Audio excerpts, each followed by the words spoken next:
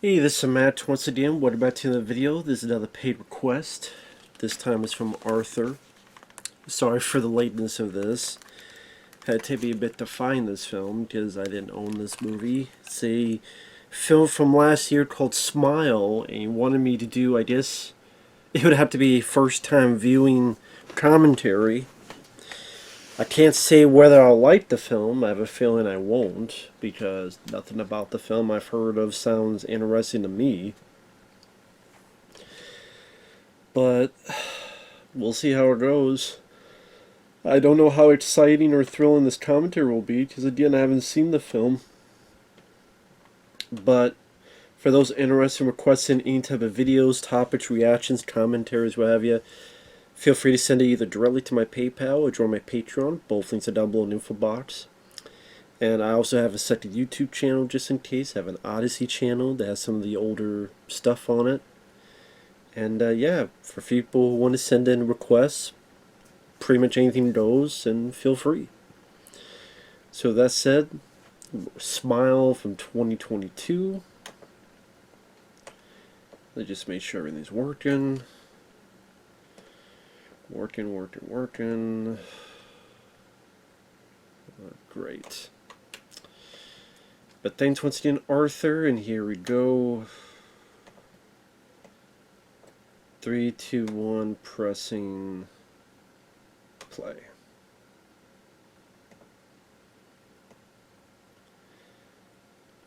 Oh, great, Paramount. I'm not the most happy with Paramount. Releasing all these bad Ninja Turtle movies among other crap. I mean, the stuff I've heard about this film is like The Ring, which I like the remake of The Ring, but I mean, there's like 30 films they tried to be Rendu and all that stuff. So this is someone after a big old bender. There's a hell of a hangover. There's one hell of a hangover there. This is after a bad night of drinking. Is there a monster under the bed? I guess I was a kid, like a bad night at a party, and look at all that stuff. Drinking pills, cigarettes, clothes over. Just like my room. No, I'm just kidding. I don't do any of that stuff.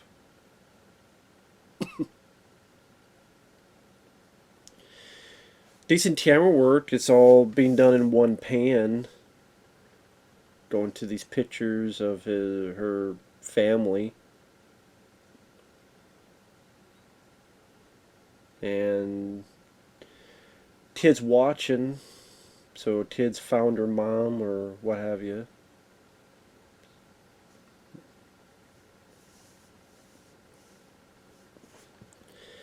So I'm to assume that's her backstory. This woman that woke up.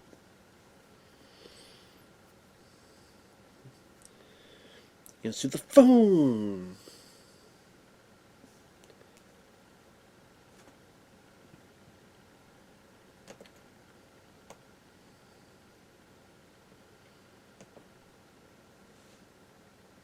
Hey, dude, you're chanting. You're chanting. I want to kill everyone. Satan is good. Satan's our pal. Yeah, don't go connect the cuts, are you? Otherwise, I'm going to go tic-tac-toe in your face.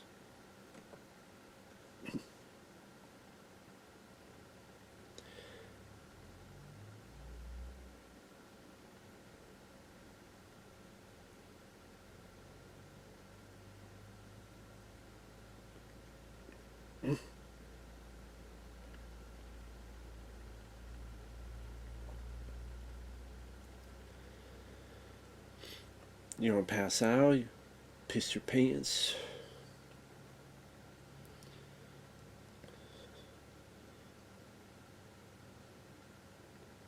He needs meds, that's what's wrong.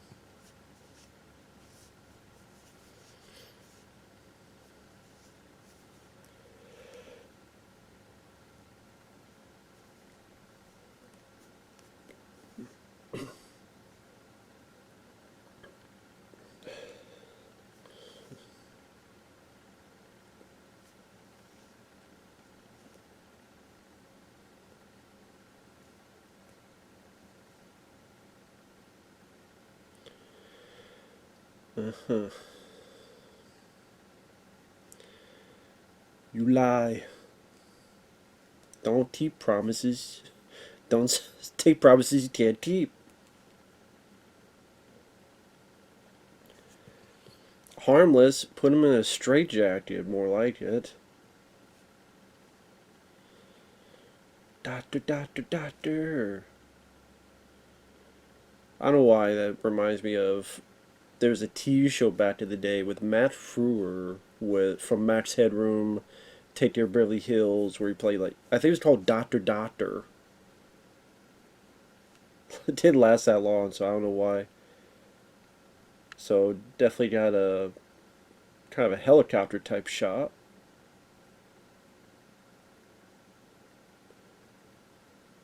Go pan, is it right through the window? Yeah. I see a few films do that type of shot. It's always kind of neat. I think it's kind of a neat shot to do.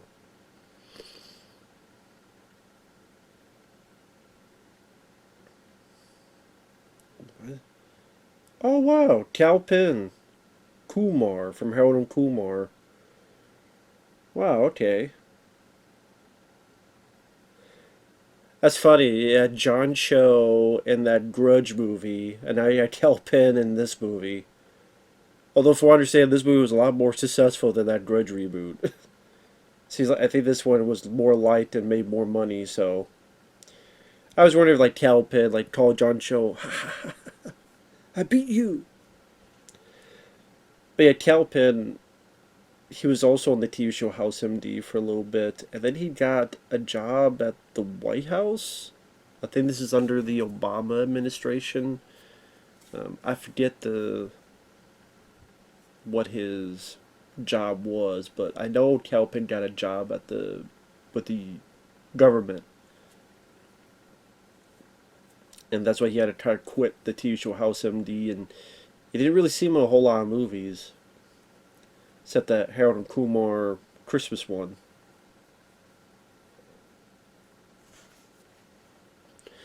But that's cool. I like Kal Penn. But I'm a big Harold Kumar fan. I like all three of the movies. The first one was my favorite, but I like all three of them.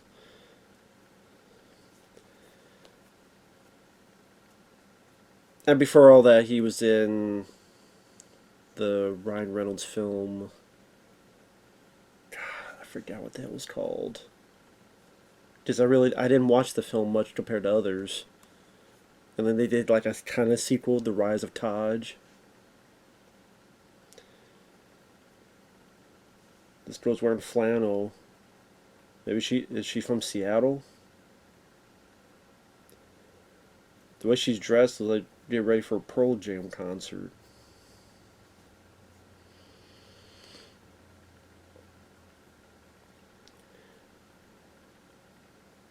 So this girl witnessed trauma.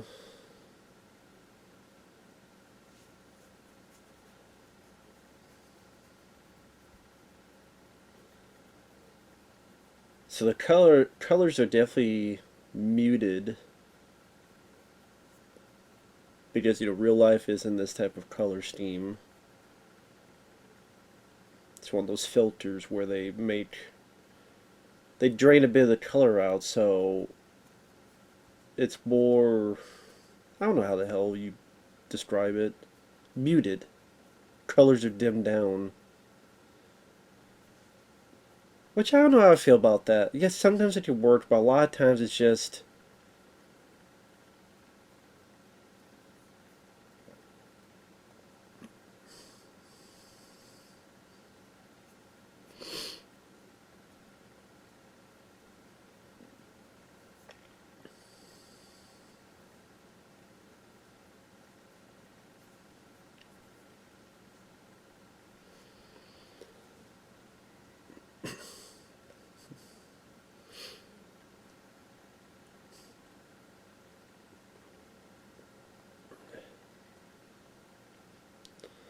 seeing something no one else can see is except for me.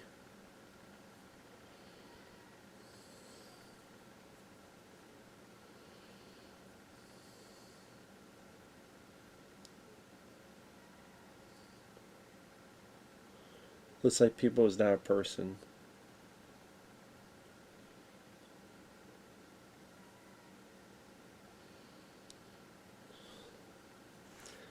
What is this? It Follows? It sounds like the same damn plot of It Follows.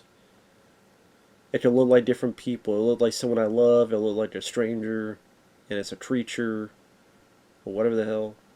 So it's It Follows.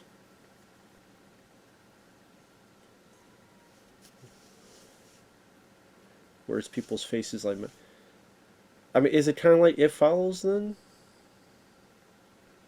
Just without the STD angle. It Follows, I was kind of iffy on. I'm in between. I think it has some good music and atmosphere. Acting isn't too bad. I think the concept is very flawed in that film, where the whole idea is that this thing could look like anything. It could look like your best friend, your worst enemy, a stranger. That should create a lot more suspense. But it was never suspenseful because it would always pick the most obvious disguise to look at. Oh, of all these normal looking people, that one is half-assed naked. And his butt is showing. Or it's on a rooftop completely naked. Or it's 8 feet tall, bigger than most basketball players. It would take like the most obvious form, and I go, for the most part. Not all the time, but mostly. So, it makes the creature stupid and bad at his job.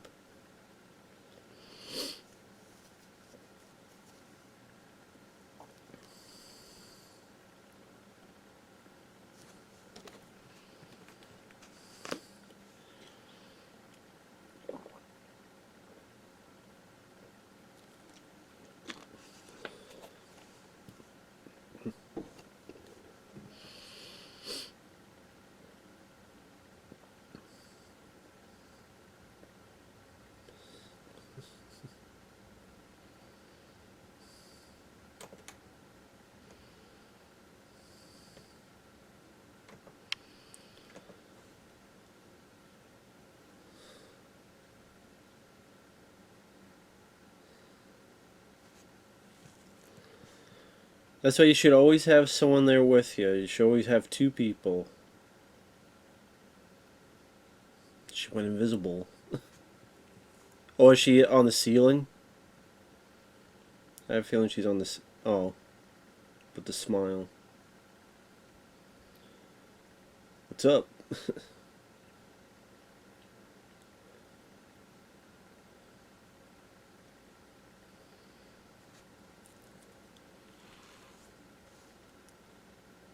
So what do? Like possess her?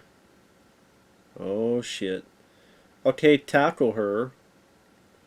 Rush and tackle her. Do a football.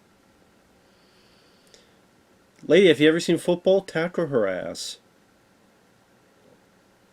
Now I'm just gonna watch as she does it slowly. Not gonna tackle her ass. I'll just be like, duh, duh, duh, duh, duh. Why don't you just tackle her ass? Or something?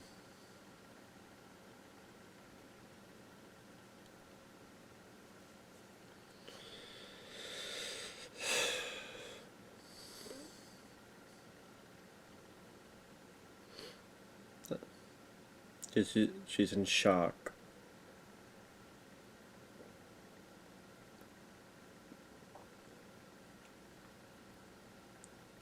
Like, what the fuck? That's why you should always have someone in the room with you. You never by yourself. Oh wow, we're at the credits, like 13 minutes in. Associate Paramount Players. Paramount Players?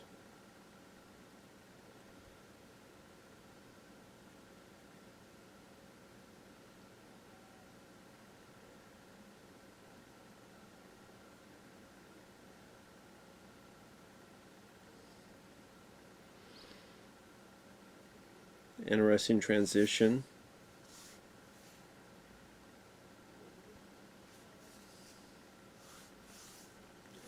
Okay, well, for some reason we got in the middle of a fucking club. Ooms, ooms, ooms, ooms, ooms, ooms. I don't know if that was meant to be scary. I thought it was pretty funny. With the smile. boom, boom, boom, boom, like ready for the disco ball to appear. Boom, boom, ba ba ba ba ba. Okay, okay, shit. All right. How's that guy? The guy looks like he's from that '70s show.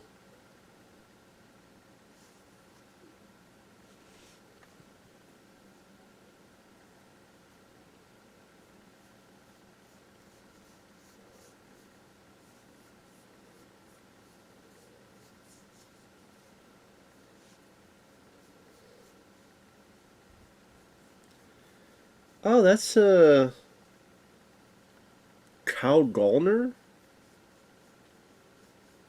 Been a while since I've seen that guy. Was he in the Sarah Connor Chronicles? I think the last time I remember was like the Elm Street remake. I could be wrong, but I think that's Kyle Gallner.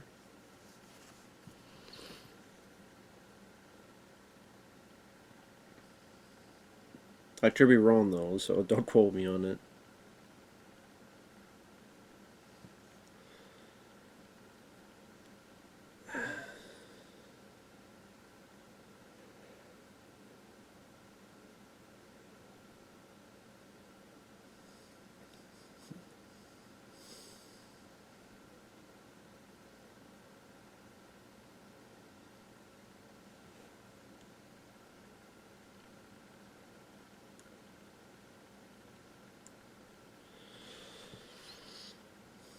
I don't know if cops really talk like that or just meant to be funny.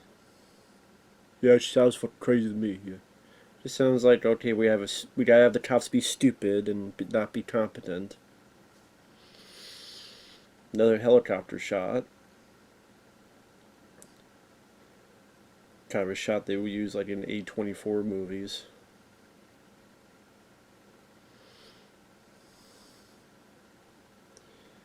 We're upside down, yay! Was it Upside Down World?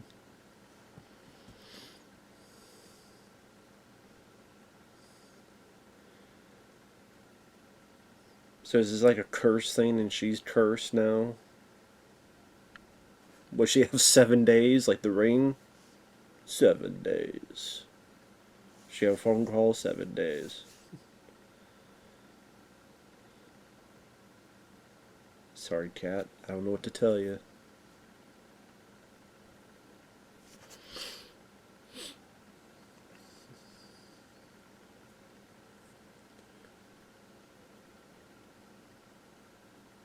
Yeah, why would you even have the same shirt on? Just shitload of shirts. What's that? Tree tattoo? Okay, she got a tattoo of a tree?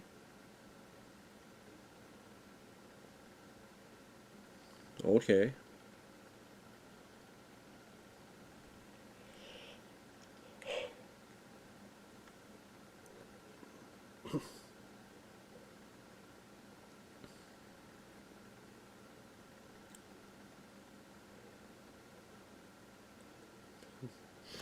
I mean, I guess I could look up info on the film, why not? I got a computer right here.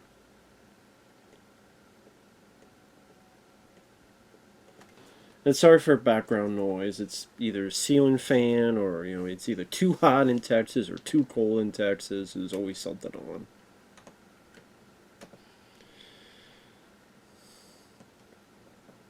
Because I had heard people talk about the film, but it didn't seem interesting to me, and it just didn't do. I didn't really care. Okay, so now she's seen the victim, a vision of the victim in her home.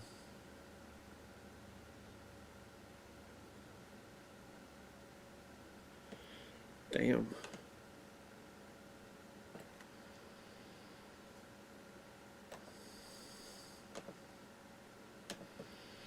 So that's Jessie Usher.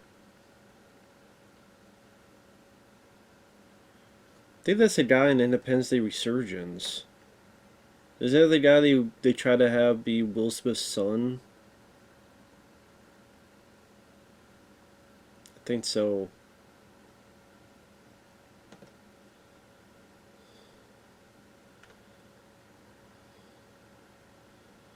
You know, the sequel that did nothing.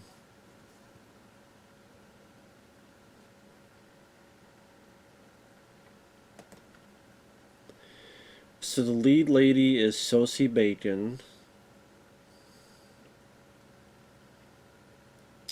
who's the daughter of Kevin Bacon. So that's who Dr. Rose Cotter is. Okay, daughter of Kevin Bacon.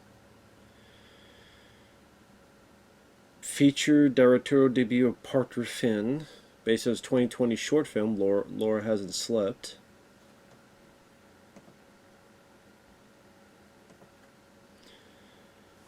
Came out September. Praised the visuals, theme, cinematography, and Sosie's performance, but criticized some of the jump scares and noted similarities to other films such as The Ring and It Follows. Made $217 million worldwide against a $17 million budget. So, one thing that just confuses me, like, this film is a massive hit in September, but *Malignant* becomes a big box office bomb. Why? Like, what was the difference? Like, what was the difference between the two in terms of marketing?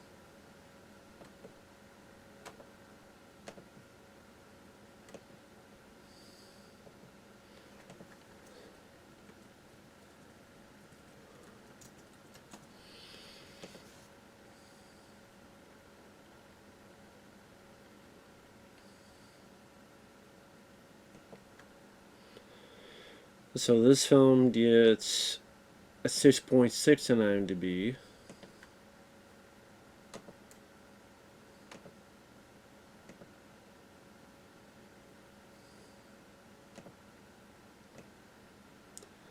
But *Malignant* gets a 6.2. Crying out loud.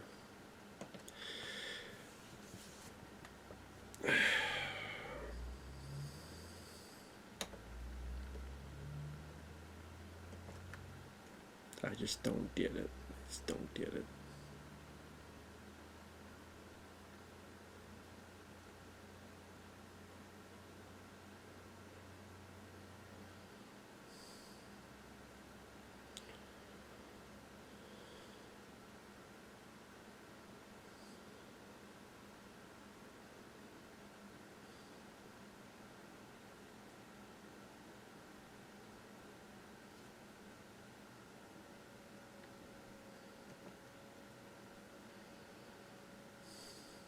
Sorry, I'm not saying much. There's just not much to talk about.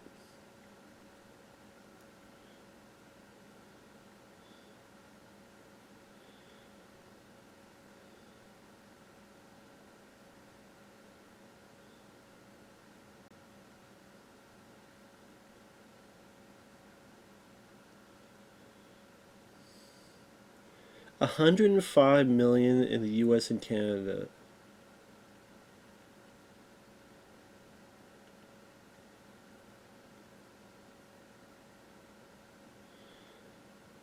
It became only the third R-rated film released in... Wow, really? 80% deeply creepy visuals and standout Sosie Bacon further elevate Smile's unsettling exploration of trauma and up to the rare feature that satisfyingly expands on a short. Cinema score gave it a P-. Wow. Interesting. Really, gave it a B-. Well,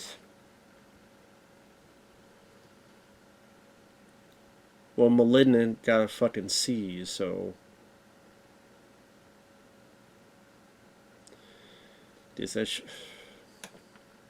cinema store for you. Like, *Malignant* didn't deserve a fucking C, but I mean, it's all a matter of opinion, right? I know, it's a matter of opinion.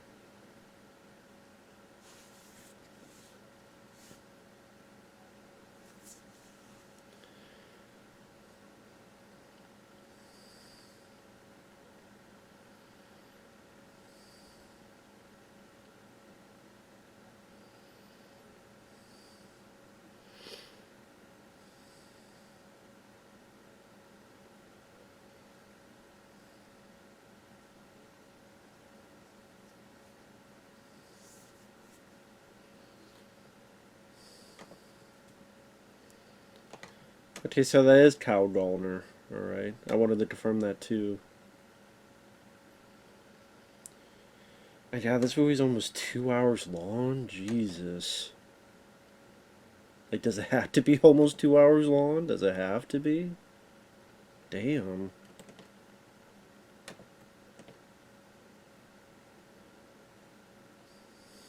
2 hours long, okay. If you say so.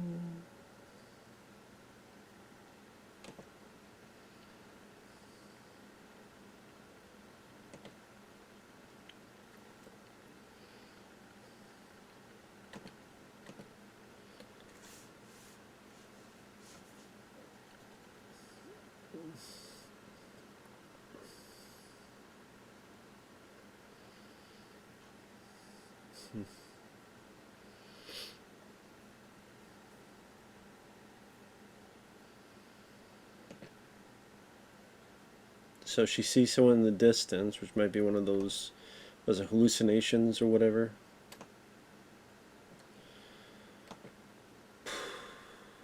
God, I just sit there and I go, I don't care.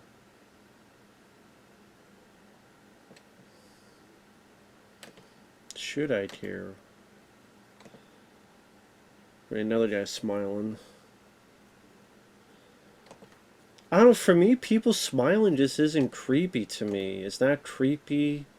It's more goofy than anything. So I don't know,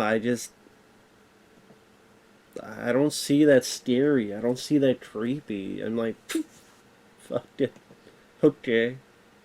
I just don't see it, man.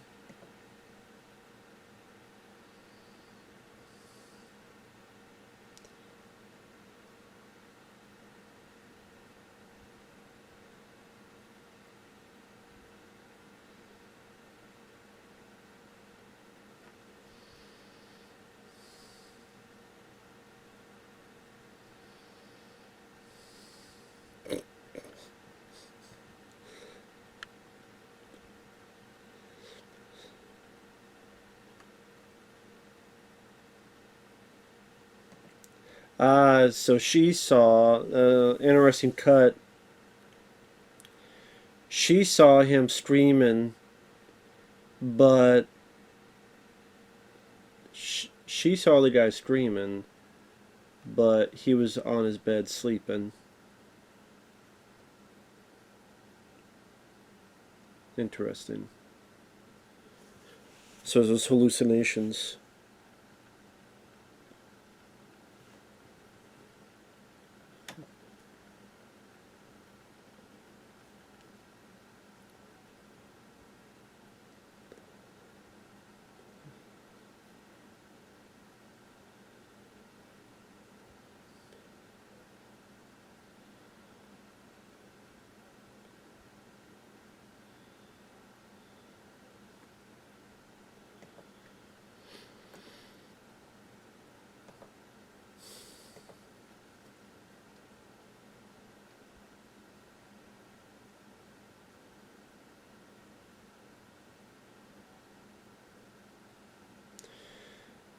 So now she's going to be told to put a break on this whole thing.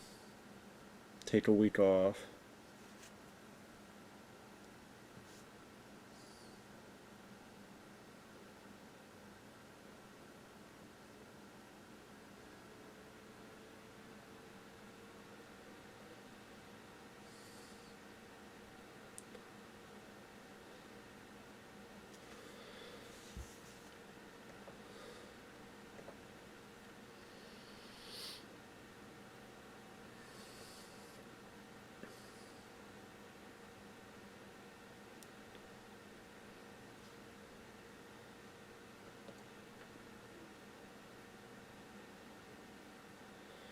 I mean, the acting, okay, like, I'm almost 30 minutes in, right? What am I feeling so far? It's not badly shot. It these upside down shots do feel kind of random, though. It's just, let's have a random weird upside down shot. because A24 and other companies have done that. The acting's not bad. I don't think the acting's that bad. The plot just seems very familiar. It feels like bits of It Follows, bits of The Ring put together. I really don't find anything creepy or scary. People's bond.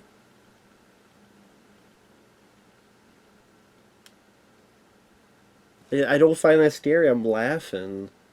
I guess different folks, different strokes, all that jazz. I don't find that scary.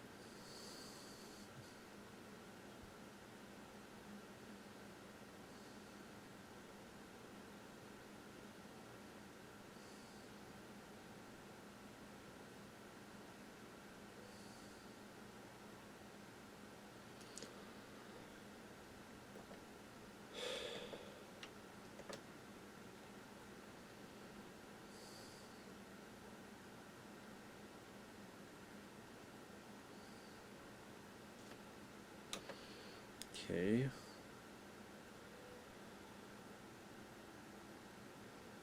Obviously, it's supposed to be a slow burn, obviously, because it's 2 fucking hours. Fucking hours. I mean, Stanley Kubrick's The Shining is a slow burn. That's a classic movie. It's just there's nothing in this that really intrigues me that much to care about the future proceedings. I'm glad I turned these headphones down, otherwise there would be a loud jump scare, this alarm.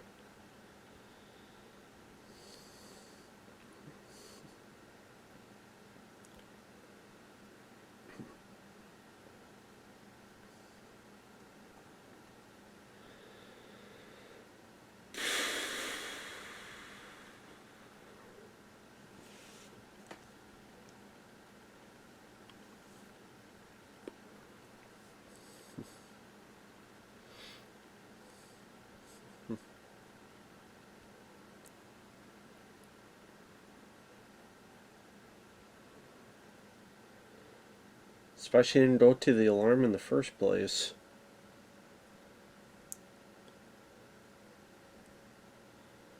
The fuck is that scissor gonna do? What you gonna do? Cut the person's clothes up? Cut his tag off the back of his shirt? That scissor ain't gonna do much of stuff. That kind of scissor especially.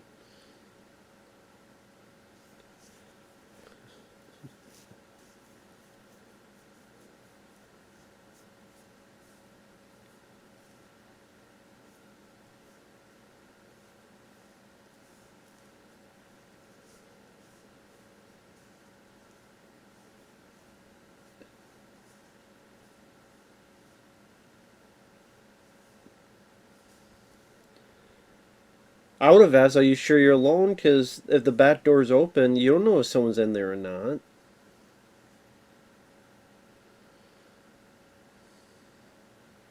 Was there going to be some jump scare when she turns around?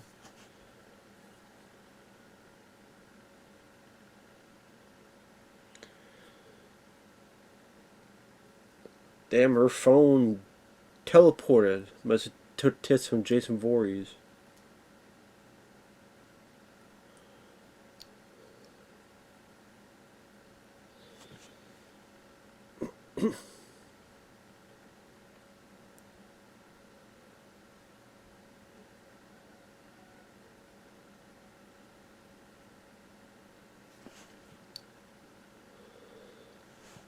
See, she imagined picking up the phone and talking to someone, and then now she did pick up the phone and talk to someone. Of course, in this type of situation, I mean, what would you do? You're having seemingly I mean, they seem real, but they're big old hallucinations.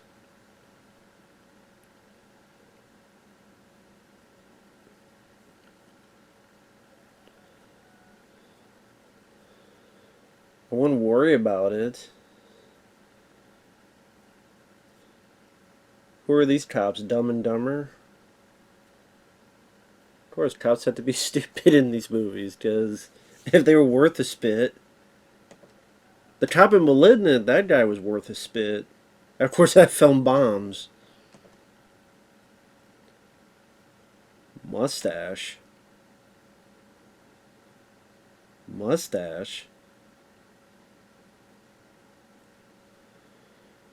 Why the hell is the cat called Mustache?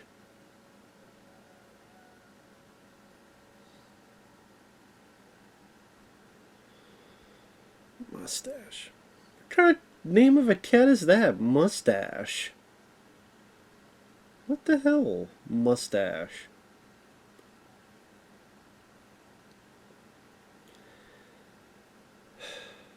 Okay. Mustache.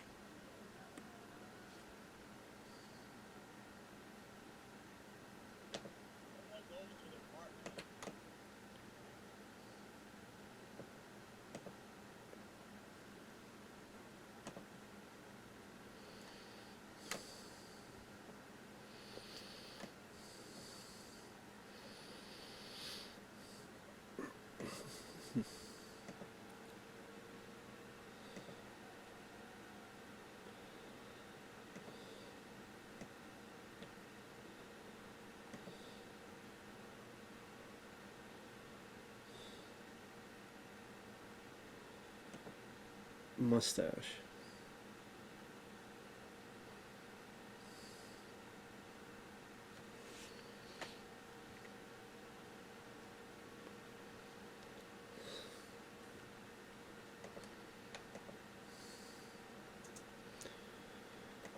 By the way, I didn't mention this, but I thought it was kind of funny that when the guy got home and it's like her partner, her fiance, whoever the hell he is, he's not saying, "Hey, are you okay?" or "Are you all right?" It's, "Do you break this glass? Did you break this damn glass?" Yeah, I broke it on purpose. No, I asked if she's okay or not. Guess not.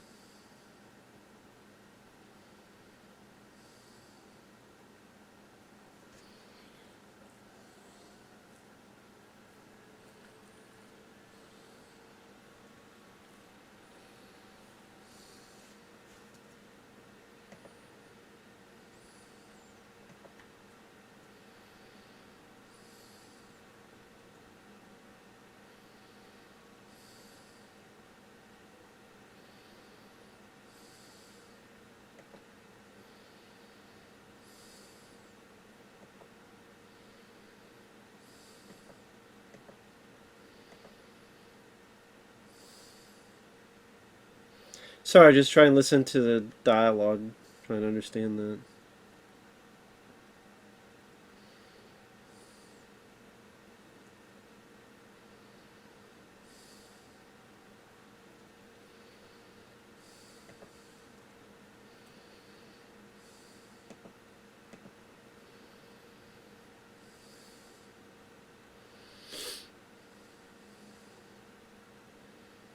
I have a feeling they're going to do a jump steer any minute now. I knew it! I knew it! I was just saying. For fuck's sake. I didn't even. I swear to God, I did not play him that, man. As soon as I said it, it fucking. Jesus. Oh my God. You gotta be kidding me, man. You gotta be kidding me.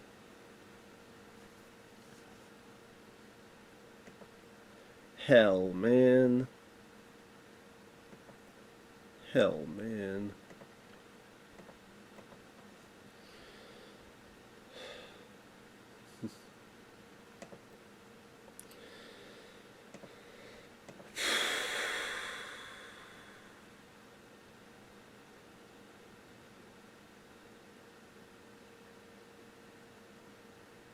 Yeah, man.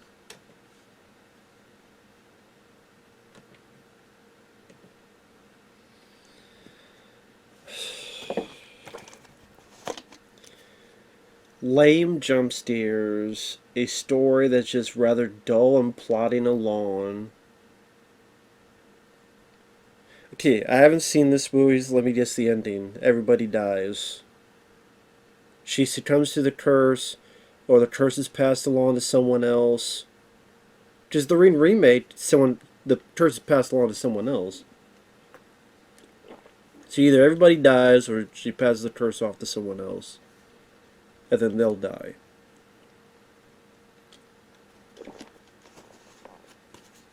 Let me guess, it ends one that way or the other way?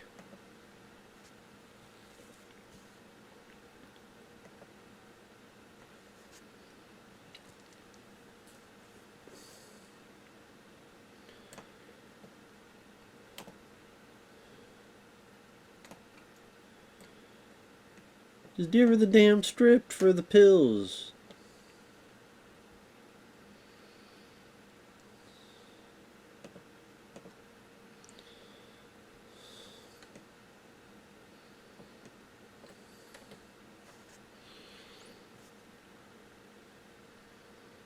I've been seeing Barney the Dinosaur. What do you think?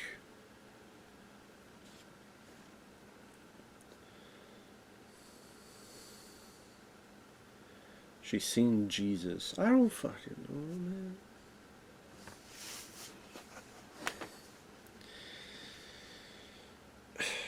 Within, God, it's 40 minutes. We got an hour and 14 minutes.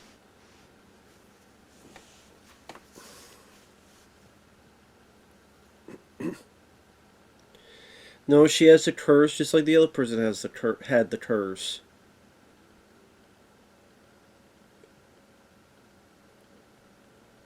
That reminds me of an X-Files episode where evil was passed along and some dealt with trauma.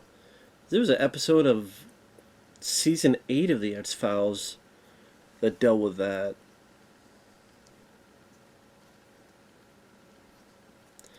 Like someone sees like something traumatic happens and the evil gets passed along to someone else. I mean,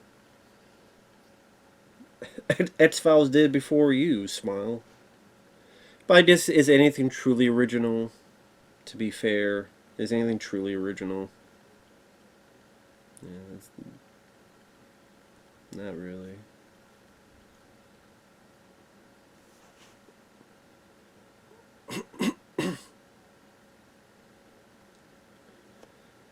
Oh my god.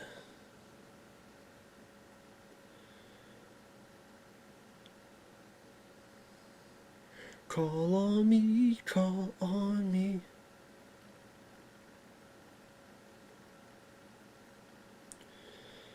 Oh my god, man.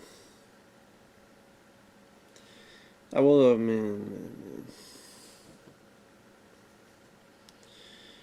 I'll be honest, if I was not doing a commentary, I would skip through some of this.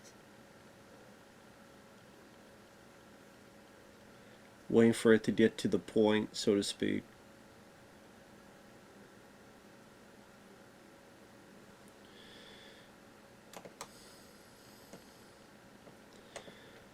By the way, I'm guessing that fucking cat's dead because we haven't seen that cat yet. Remember she was looking for, was a mustache? The cat? We haven't seen that cat yet, so... he's dead. Just don't kill the pussy, man. Don't kill that pussy. Be nice to it. Kid's birthday party. Yeah, that... Be careful that doesn't burn down the whole place. Imagine if someone, like, just accidentally dropped that thing and it hit the curtain and big old fucking fire. Fire it up! Fire it up! Fire it up!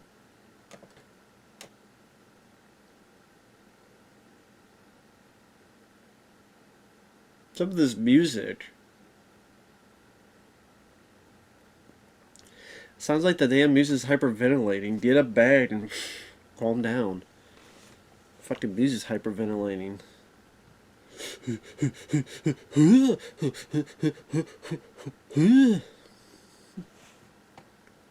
Oh, what's this gonna be? Something bad. It's building up to something bad based on that music. There's gonna be something bad. What is it?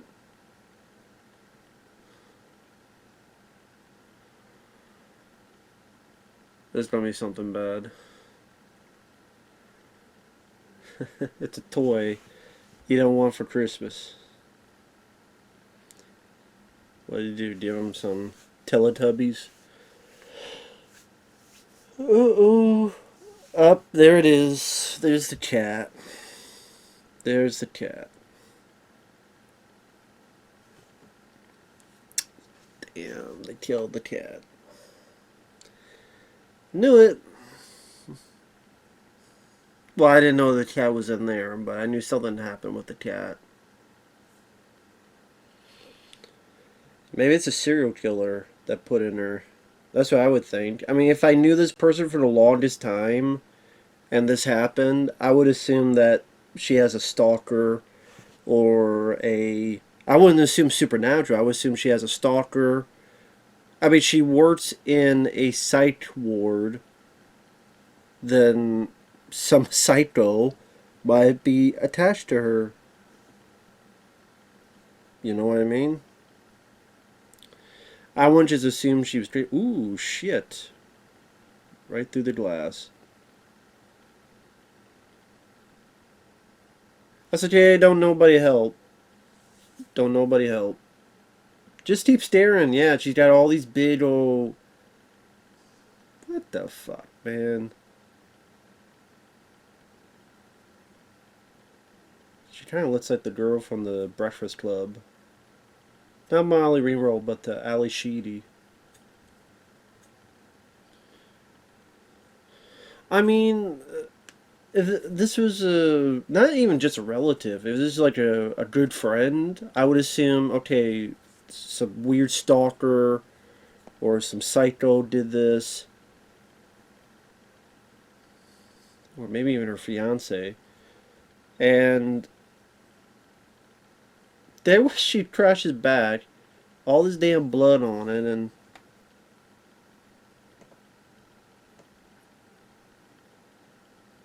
no one helps her. They just stare at her. She's bleeding. And is that supposed to be like her sister? Must be that close.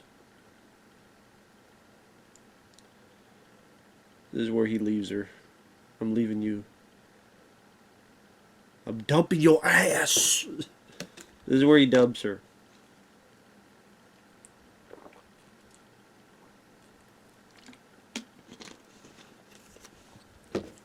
He's not gonna believe you. Who the hell believes people in these movies?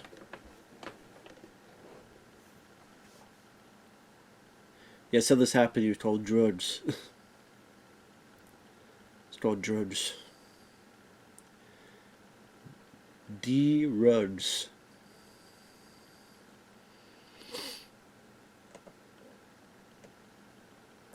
Anytime you try to explain crazy stuff, it's pointless. Never try to explain crazy stuff unless you have irrefutable proof. Anytime you try to explain crazy stuff, it never works out. Or 98% of the time never works out. So just don't try. Just don't try.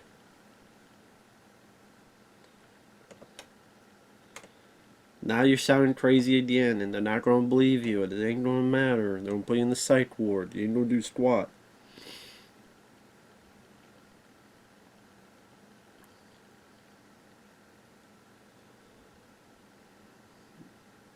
I'm dumping you.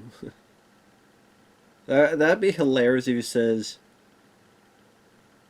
I'm dumping you, and they gets in the car, just. That'd be hilarious.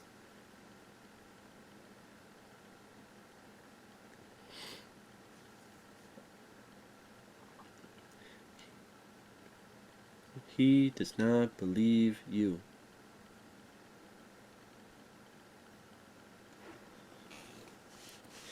I mean, you don't even get much of their relationship before. It's just that, what, he's working, he goes home, did you break this glass? You don't really have a strong foundation of a relationship between these two anyway.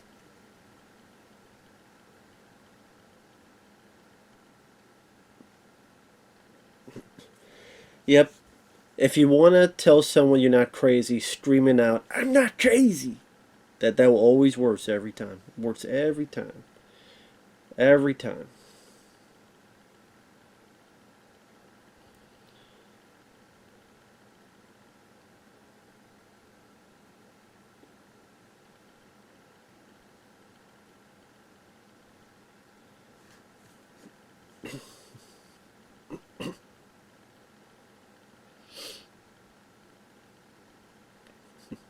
Did you kill Mustache? Why name the cat Mustache? When it comes to our conversation, it's just ridiculous. Did you kill Mustache? No, it's right here. Right here, see? It's right there. Did you kill Mustache? Why name a cat Mustache? Even for your movie, it's stupid. It's silly. It's a dumbass name for a cat, Mustache. Maybe the cat decided to off himself because he was tired of people calling him Mustache. She is. Tired of people calling me Mustache.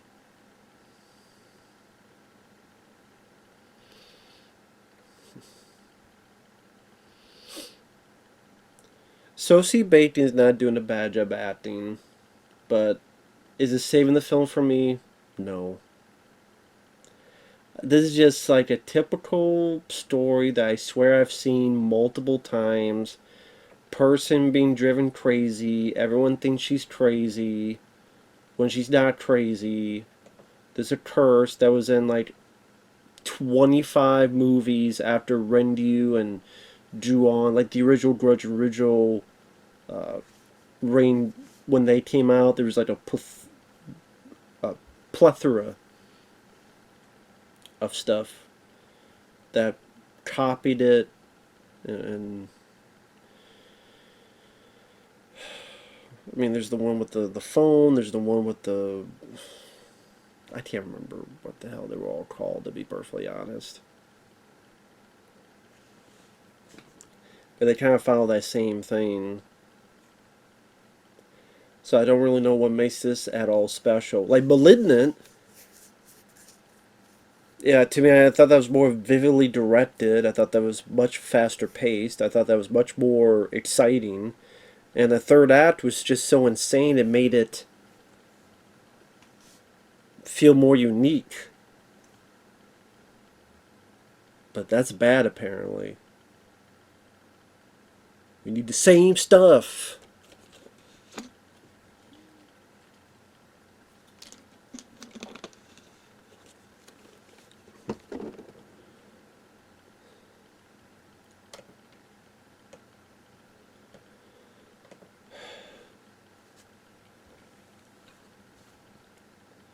Really?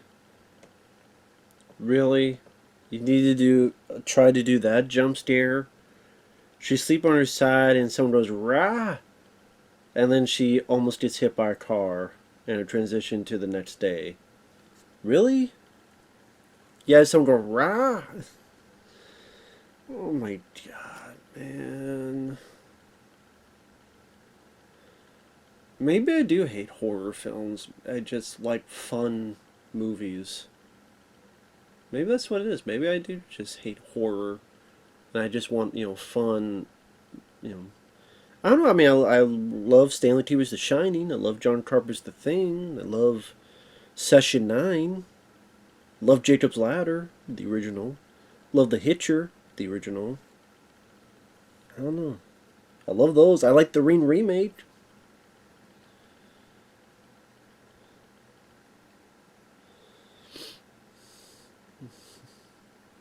But I don't know.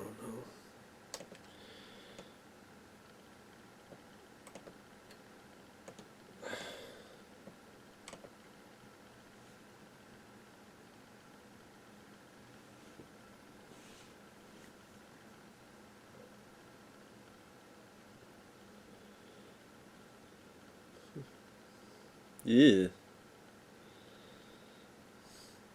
That part of the face missing. Ew.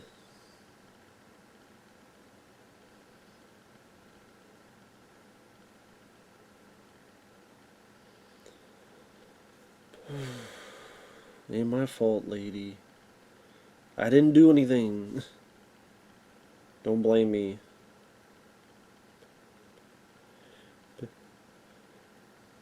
Blame it on the rain. Yeah, yeah.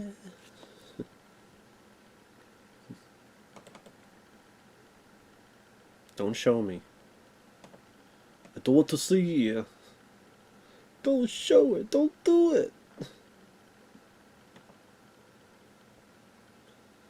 Yeah, take it all down. Can't stand being here. It ain't my fault, lady.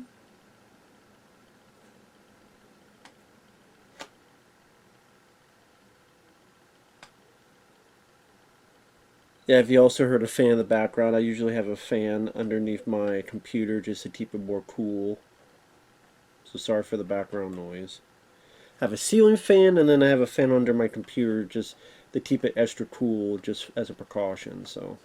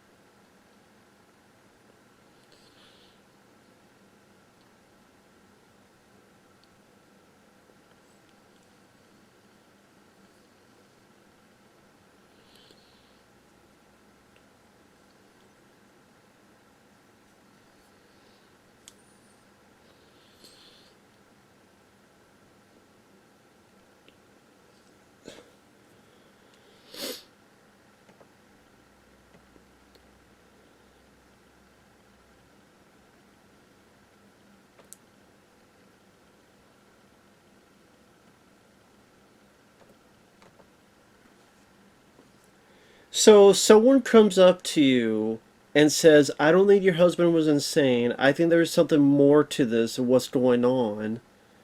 This is something you yourself said was out of the blue ridiculous, and you don't even give it the slightest hint of thought that maybe there's a connection. Fuck this movie, man. People don't act like people, man. Tired of that with horror movies. Really am. Like, okay, if I had a wife who died of all this stuff, that she was perfectly fine and normal, came back, and then for a week or whatever, we're seeing all this crazy smile, all this stuff, out of the blue, what happened, confusing, still confusing to this day, still not understanding to this day as to what the hell happened, and then someone comes by and goes, well, wait a minute, I've experienced the same thing. I want to ask at least some questions before determining if something more. You know, get out, do this, do that. But no, can't do that. And there's 56 minutes left of this movie? Oh my god. This should You know what? I should have known a film that got this praise by critics and made the money happens to suck. I should have known. Because, you know, Willy's Wonderland and Malignant and all these other movies, they either bomb or they go under the radar or something else happens. But then, I did like The Black Phone, but this. Like, not even the slightest hint to give an interest as to what if there's some type of validation for your husband, whatever the fuck, man. Nope. Nope, nope, nope. Nope, nope, nope. Just stupid characters or lame jump scares or completely dull pace. Dull pace. And now she's at the top Kyle Gallner's place. Which did they only meet like twice?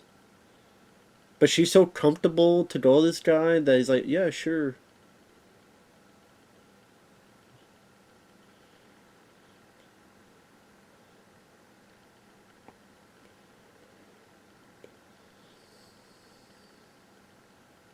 It's confidential, right? I guess not.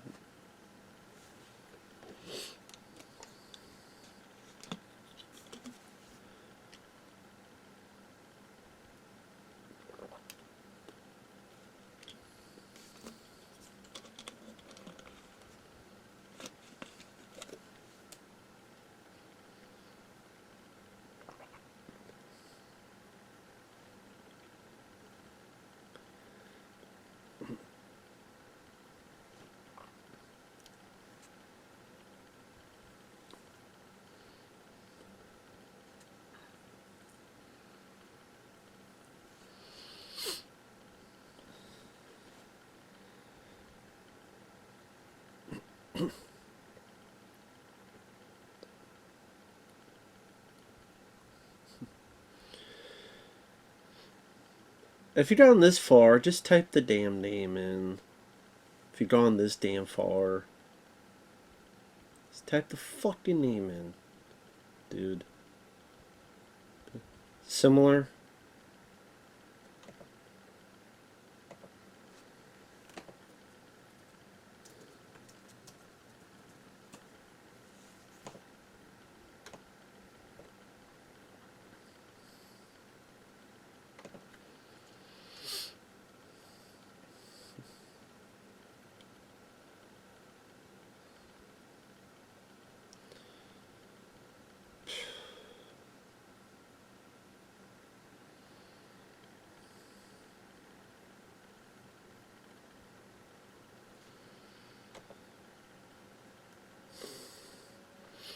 I don't see what's creepy or scary about this movie. I mean, it's been a damn hour. I haven't felt a sense of creepiness in this movie.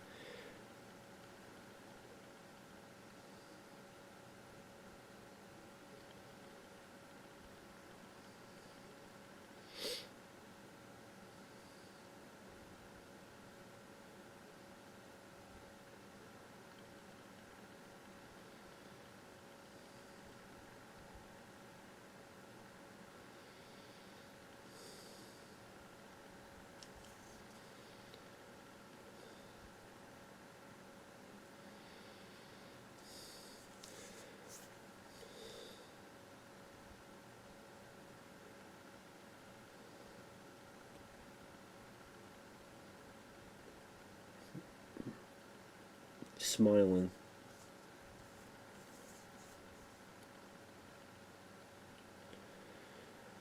So yeah, it's a curse. Yep, it's a curse. I already figured that out. Because I've seen movies. I already figured this shit out. I'm glad it took an hour for the movie to get to where I'm at.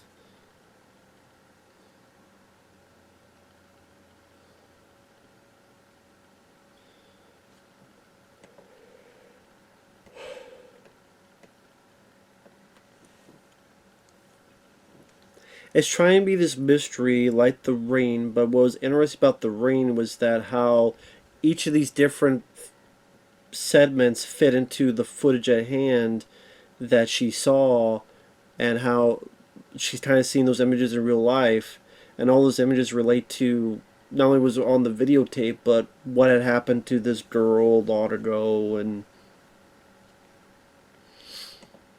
fucking hell. People love a lot of bullshit. In my opinion, I know it's subjective, but for me, it's a lot of bullshit.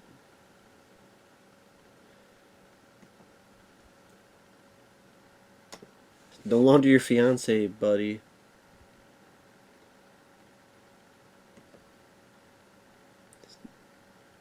I'm dumping you. It's no longer your fiance.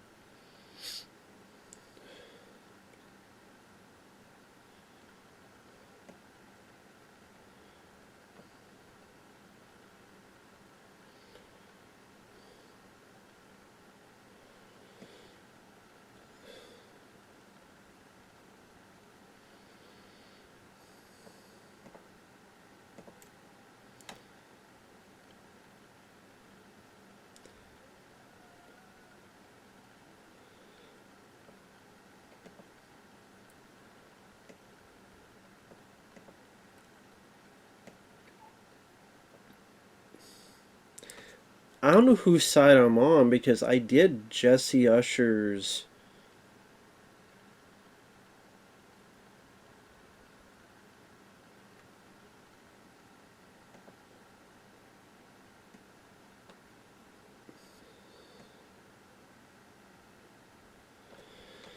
Oh man. I don't care. I don't care. I don't care. I just don't care.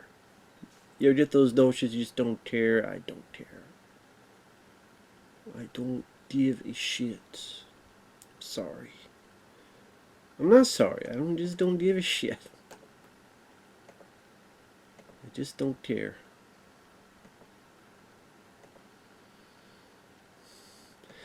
You don't talk crazy. She's not gonna believe in you, so this whole thing's gonna be pointless. Unlike, I mean, the sister in *Malignant* went out on a limb to believe in her sister. The girl *Malignant* did, like her sister. That's why she went to that damn thing and found that damn tape and found that stuff. So you say, well, how come no one believes in it? Like, the sister took a leap. I mean, they were. I don't know if they were even blood sisters. I think they were.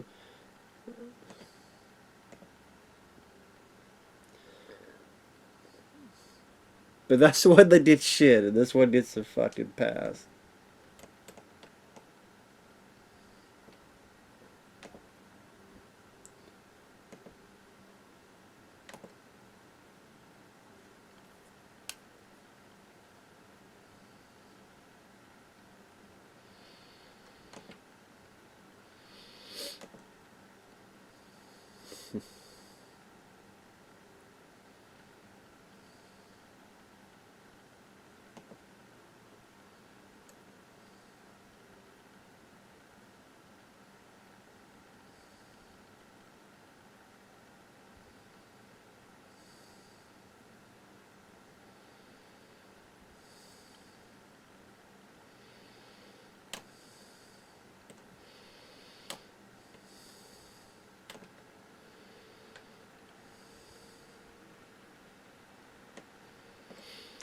Like, the movie's trying to be this big take on trauma where these two sisters are arguing right now, and the younger one found their mom, who's going crazy, ended her life, and did that trauma affect her? But then at the same time, Now that really comes into play because you have this supernatural aspect going on, and there is no how to overcome trauma or how to defeat trauma or how to move on from trauma. None of that's going to be part of this movie because it's going to be everybody dies and or it's going to be the ring shit and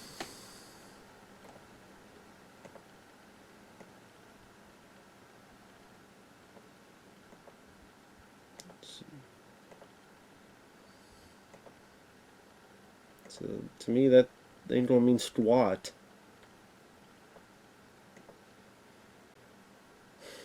At least to me, the way I look at it.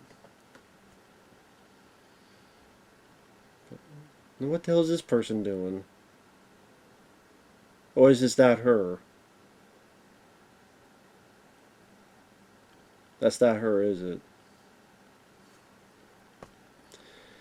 I knew it!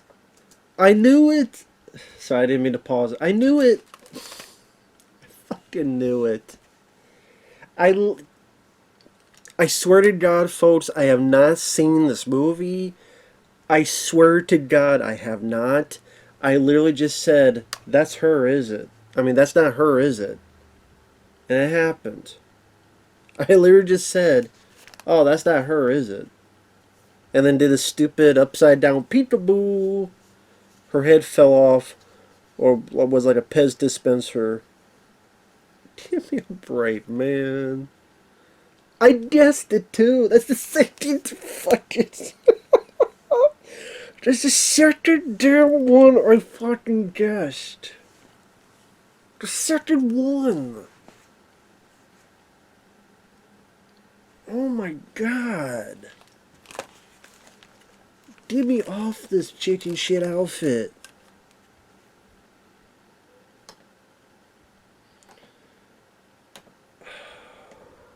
Please get me the hell out of this. You secure that shit, Hudson.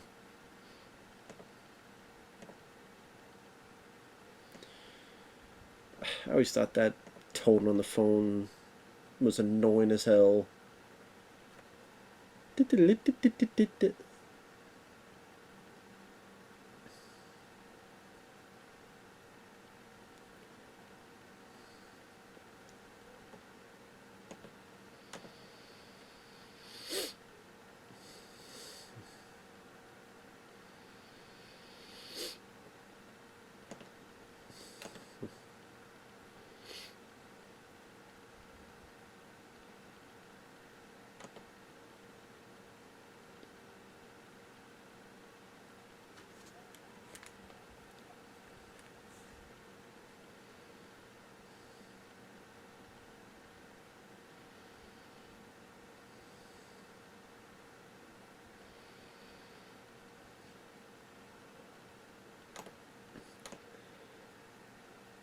So now the plot thickens where it seems like the only way to break the curse is if you murder someone.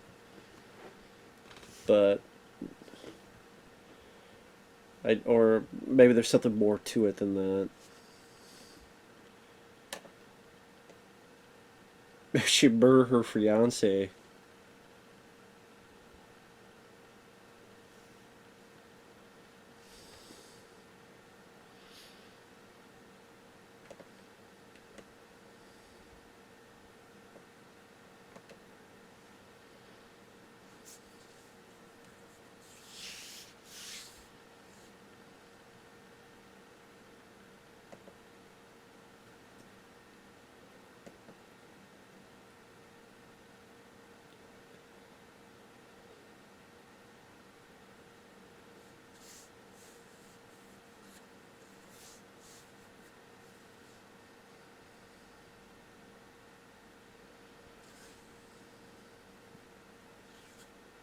Possessed.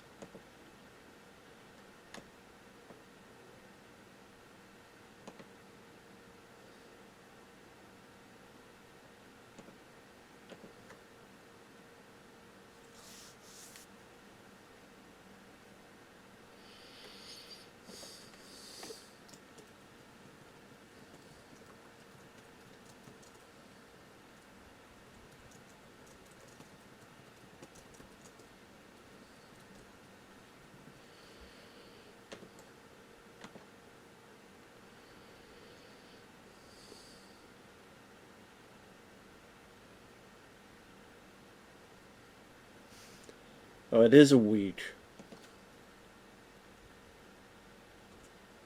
Some didn't make it past 4 days, so it was not set.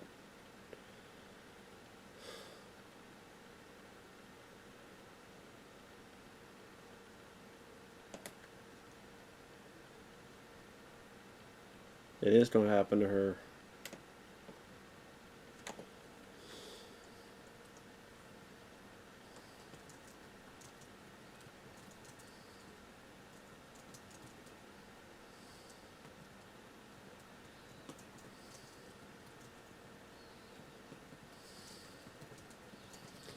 Sorry, replying to someone's email, which is more damn exciting in this movie. I don't mind Kyle Gallner. I don't mind his acting. Kind of wish the movie was more centered on him, to be honest.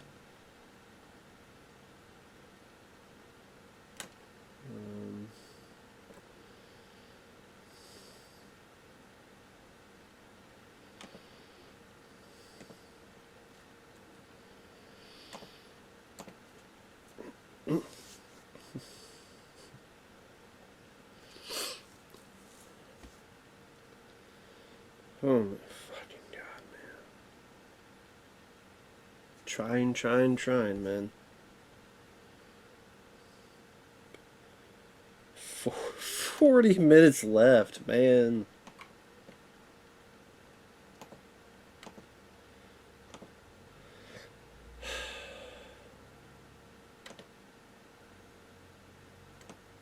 Well, you can see this coming a mile away.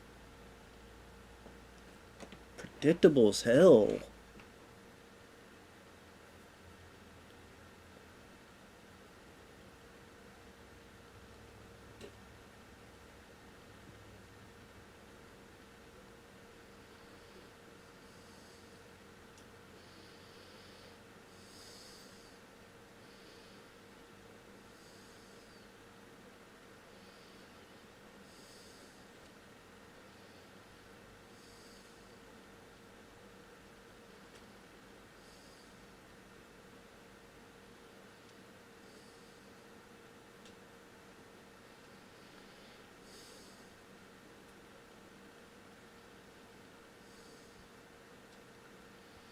Sorry, I'm listening to the dialogue.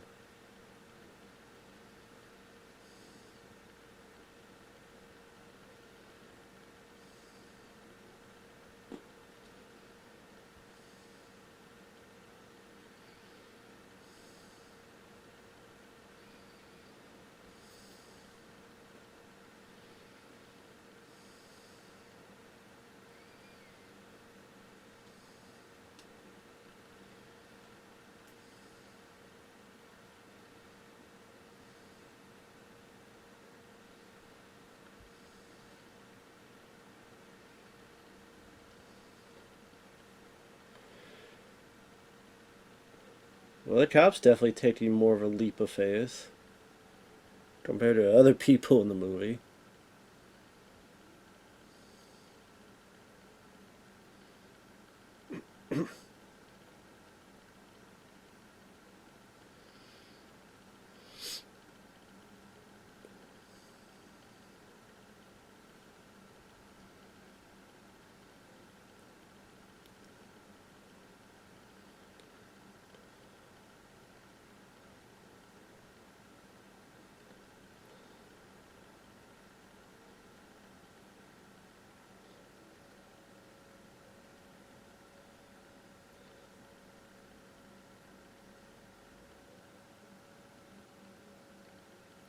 Needs trauma to spread.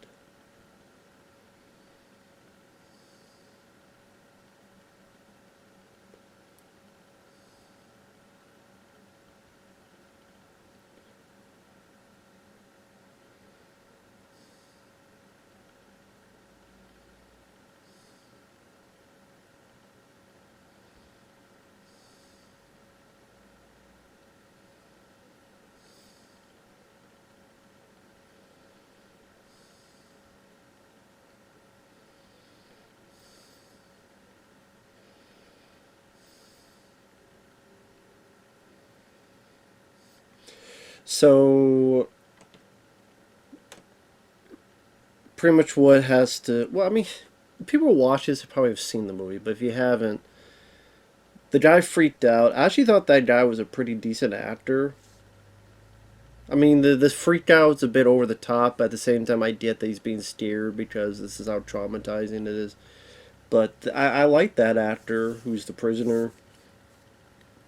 Pretty much, she has to kill someone in front of a witness, so that witness sees, aka trauma, and it passes from her to someone else. Just this thing feeds on trauma.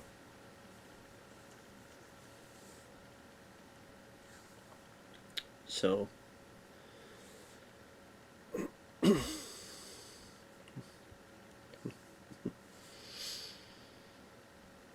what you mean? That's like The Ring, where you have to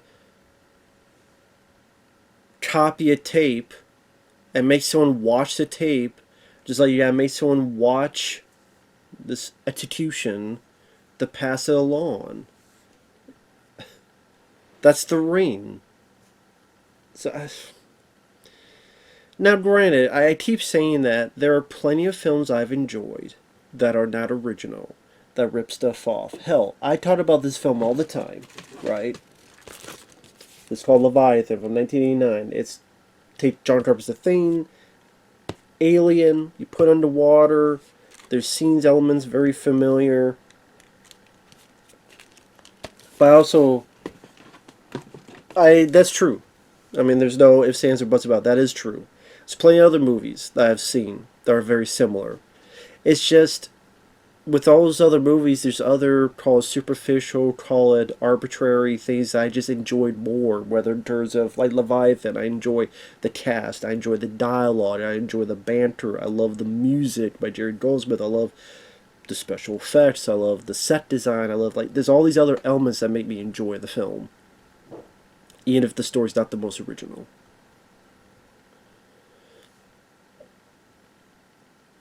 This, I don't see it. I don't see Sosie Bacon's not doing a bad acting job, but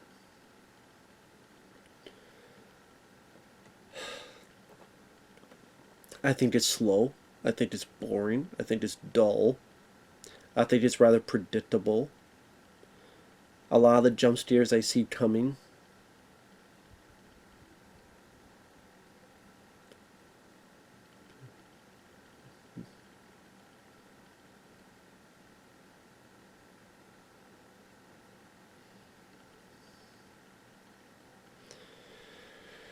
I mean, there was at least.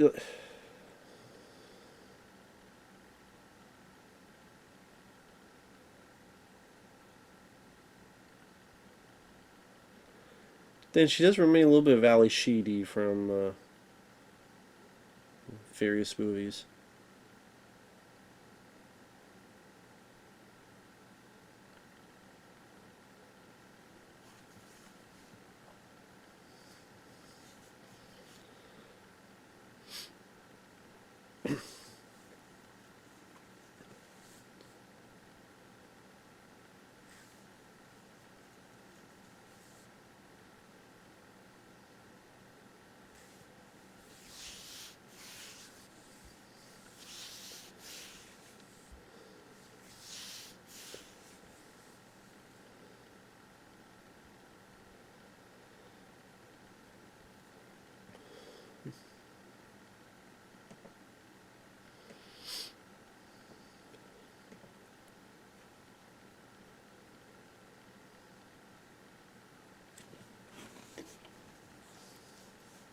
By the way, what a great sister that completely shut your sibling out and not try to help at all.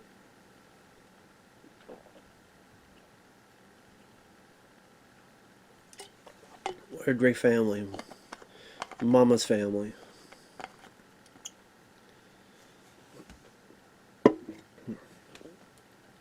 Machine will pick you up.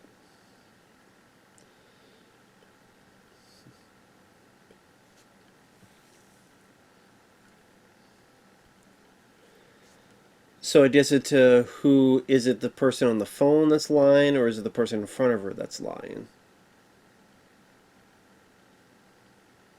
There's a smile.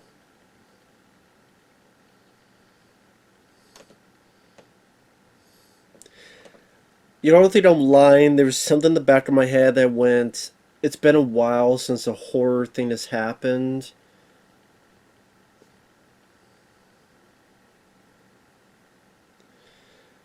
People giving shit-eating grins is that scary to me.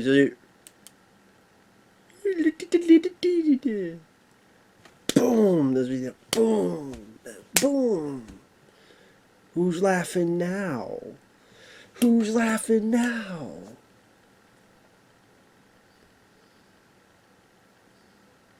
That's a lot of drool. Was that Clearasil?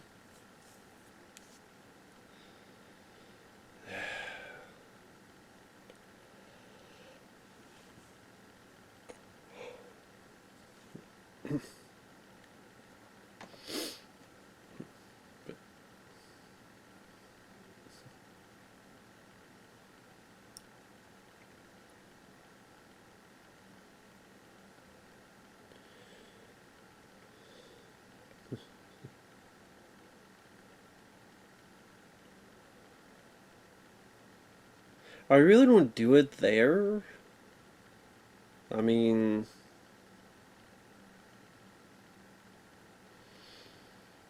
there's gotta be easier ways to do it. I would assume.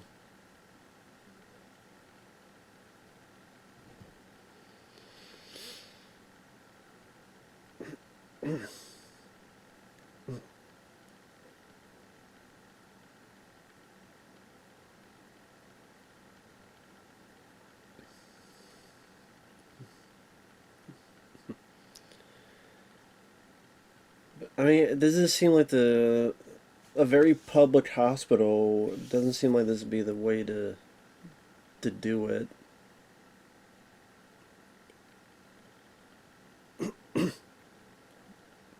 Oh, that patient.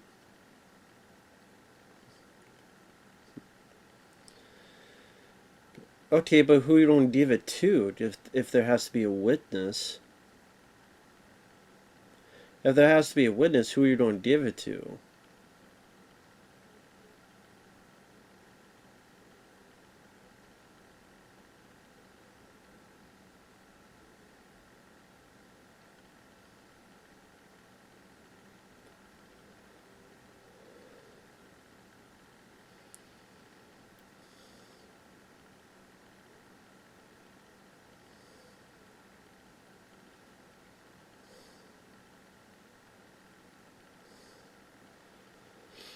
Well, this is her opportunity. Her opportunity is to.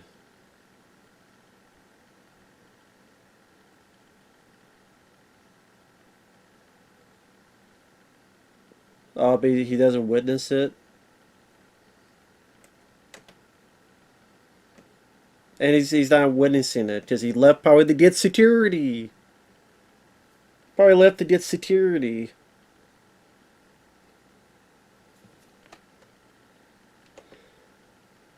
He didn't stay there witness it because he should be a competent doctor and to get help.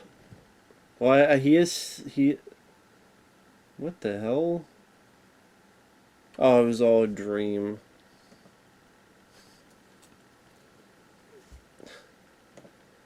That for some reason Kal Penn rips his face off in the dream. I should have predicted that. I don't know, the movie. I don't know. I guess I should have predicted that. So I can't say it's totally predictable because I didn't predict that shit.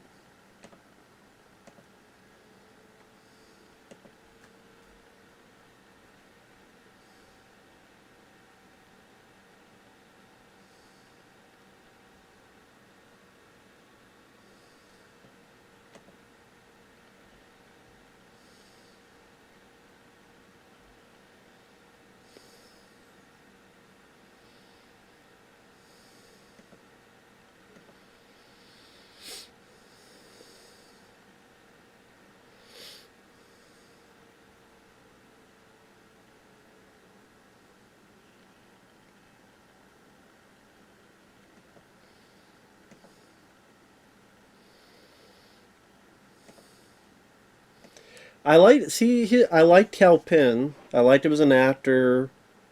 You know, he sees a knife, sees that her discombobulation. Probably called the police there.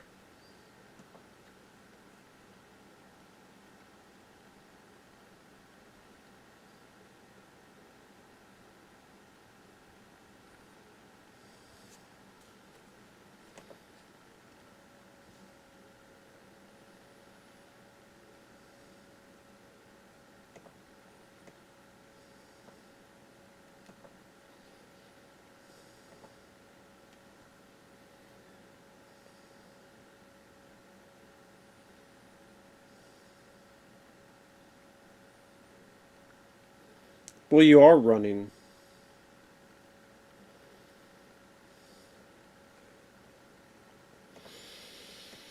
Oh, what man? It's going to end like Fallen, that Denzel Washington film where his plan was to be alone, and then lo and behold, no one was. She wasn't alone, or he wasn't alone. So the evil passes. That's a film that a lot of people love. Fallen. I never understood the appeal for it. I'm oh, if I mentioned the first Power, they like, oh well, the first Power sucks and Fallen so much better. I'm like, teach their own, dude. I think the first Power has way more interesting set pieces, way more memorable set pieces, more satisfying ending. That's, that's just me, I guess. What does that? Was Gallner going to get there, or someone else going to get there?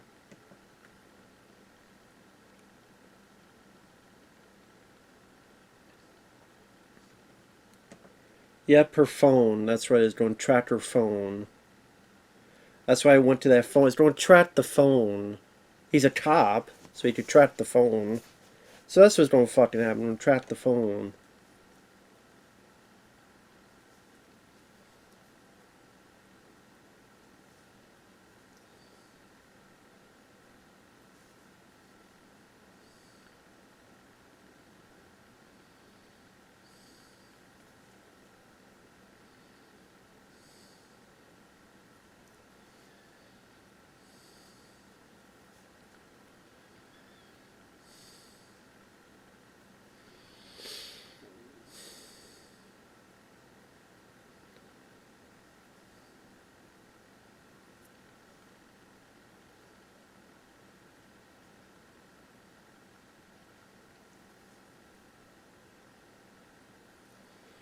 And there's talks of a sequel.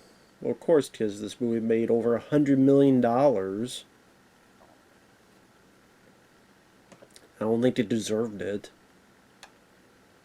Based on what I've seen for the hour and 32 minutes so far, and there's 22 minutes left, no, I don't think this film fucking deserved $100 million in box office in the U.S. and over 200 million worldwide. I don't. And for me, this is why the horror genre, in my opinion, sucks ass today. Just my opinion.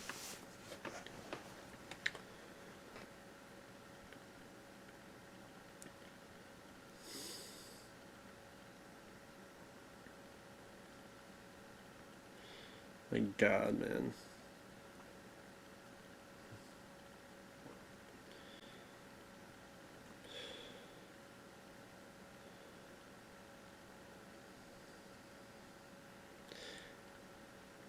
Well, a guy they stole, I heard this atmosphere was done better in Silent Hill video games. So now we're back to a flashback with her as a kid.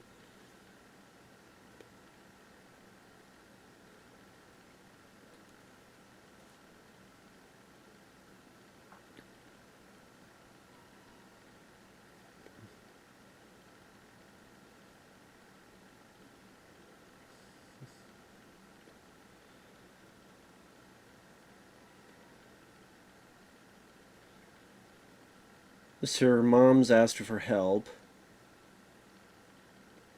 and she's completely out of it, asking to call for help and get the phone.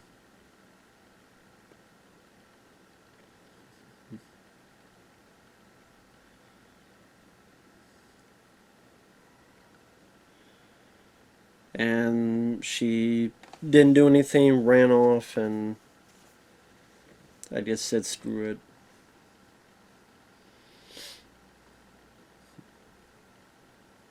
So that's the guilt, trauma, whatever you want to call it.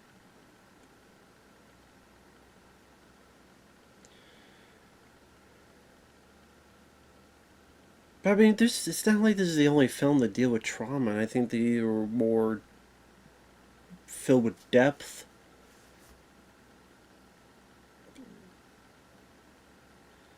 Like Session 9 dealt with the stress and the ordeal of trying to provide for a family and trying to have this job, be successful, and then I live in the weak and the willing, you know.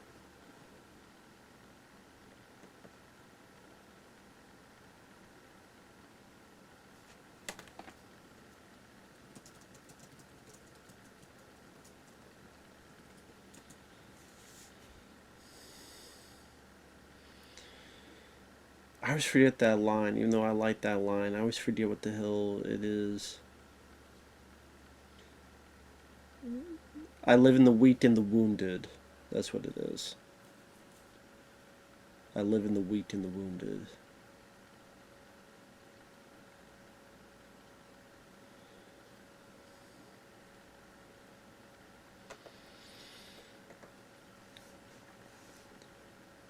I mean, that kind of says it all. I live in the weak and the wounded. So she got a lantern. Just she forgot to bring a flashlight.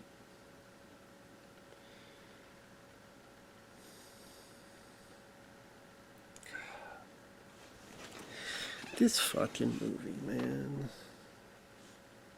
Kiss my ass.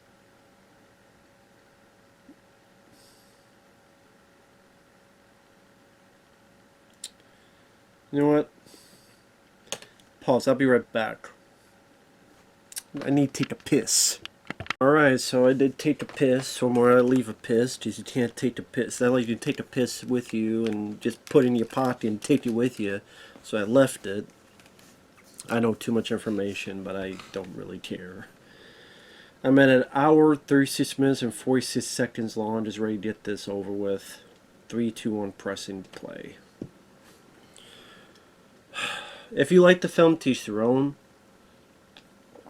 Just like with every movie. You have your opinion, I got mine, and the world still keeps on turning. I think this film is just completely dull. It's completely boring.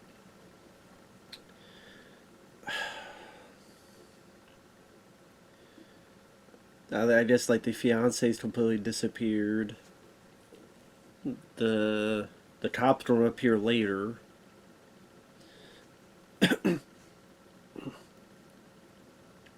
You know it's not going to end well. Again, that was what was surprising about Malignant. That she captured the creature, you know, captured that, and I don't know what's going to happen to the person later, but certain sense of victory. But anyway.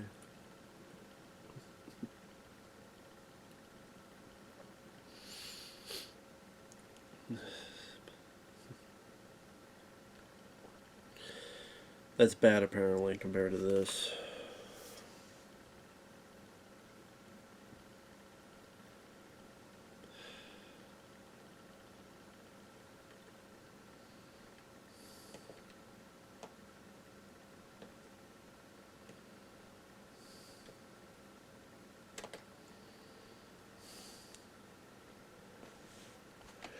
Who's gonna look like her mom now?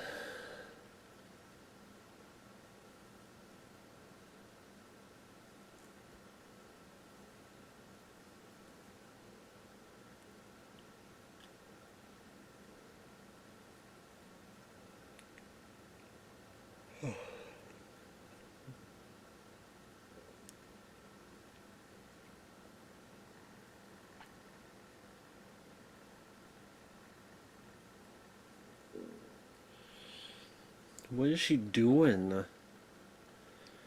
You obviously know that's not her because she's been dead for the longest time.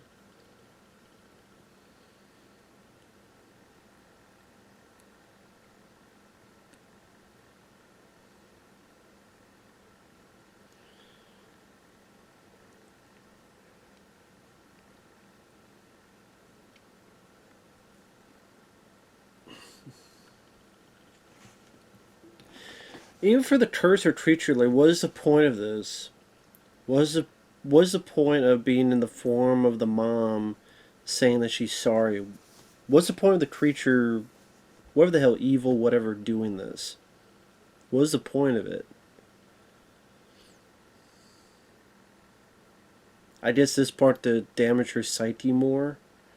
Give her more of that guilt, break her mind, I guess.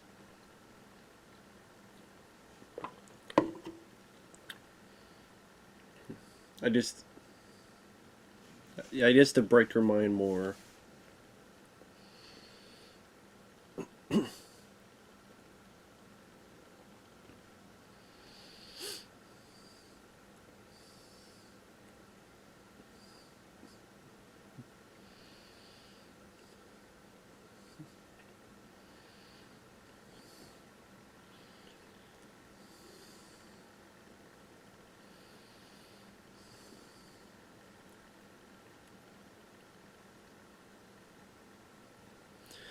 You know, if this whole thing was actually a big old psychological movie where it really was this trauma from back in the day and festering in her mind like a disease, and that at the end of the day it was to culminate in letting go of the guilt and moving on,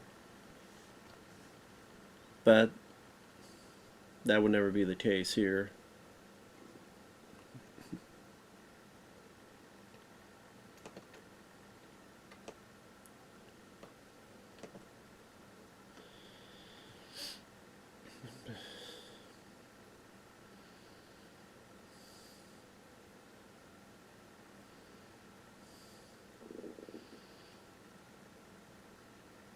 What is it, Marguerite from fucking Resident Evil 7? It's gonna be bees shooting out of her cooch.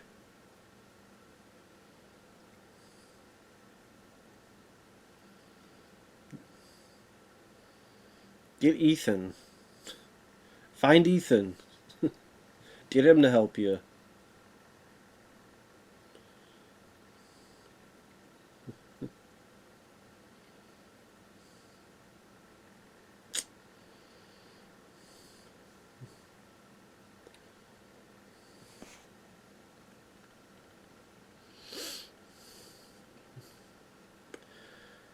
Maybe they were more because of the damn lantern.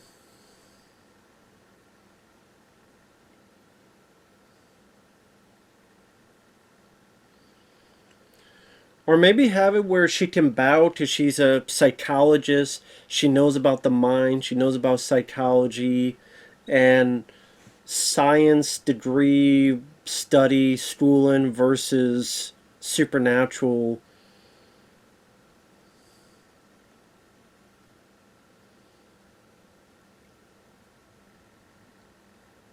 Rose, of course. Speaking of Ethan, it wasn't his daughter's name Rose. Yeah, his daughter's name is Rose. Speak to the damn Resident Evil 7 connection.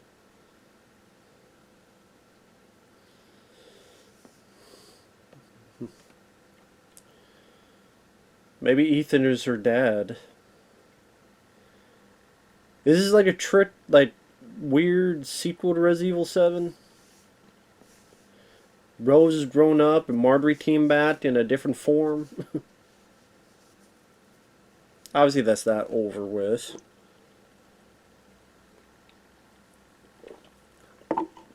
Especially when we got this amount of time left. It's not over. I'll bet every dollar I have it ain't over yet. And nothing's over till it's over. And she just assumes it's over. Well, I guess she burnt the place down. She has nowhere to go, but it ain't over.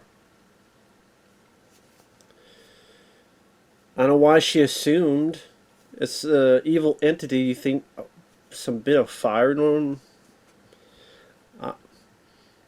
She probably made herself, allowed herself to burn just to trick her ass. Otherwise, why else? Just I know it's not over.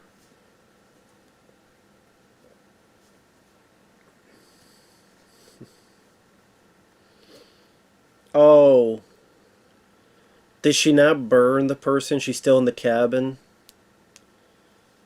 Is she still in the cabin? This is all a bit hallucination. Just remember, there's that phone, and they gotta follow up that phone. This is completely incompetent. They gotta follow up the whole thing with the shot to the phone. So is this all like a fake? And he smiles. He's gonna smile, isn't he? He's gonna smile, attack her, and then she wakes up. She's in the cabin, right?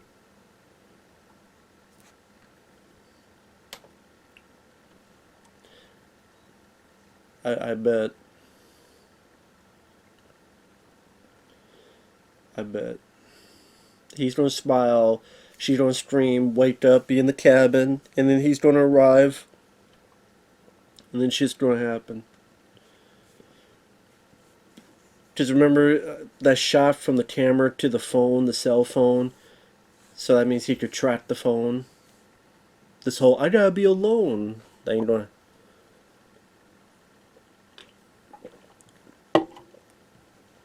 Just waiting for it to happen. If I'm wrong, I'm wrong. Whoopee. I don't get the prize. Sorry, Pat Sajak.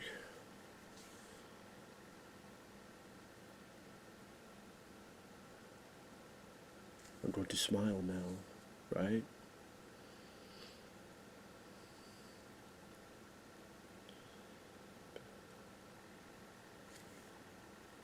Yep.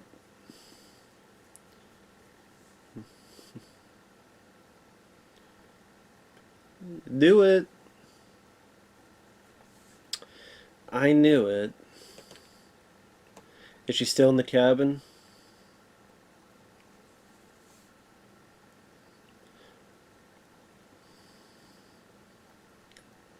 Is she still in the cabin? Let me know if she...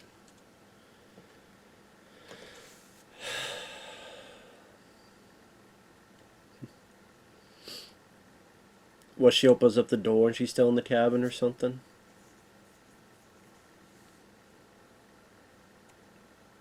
Yeah, she's outside. Turn around, is the house. I don't know why I kept saying cabin, but house. Yep, it didn't burn down. Yep. And he followed her because...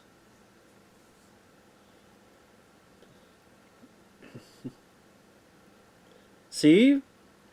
Followed her phone. I fucking knew it, man.